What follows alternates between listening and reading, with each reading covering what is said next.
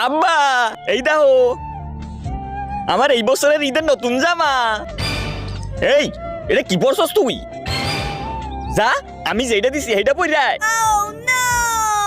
আব্বা এই যে, হ্যাঁ এইবার সুন্দর লাগতাছে।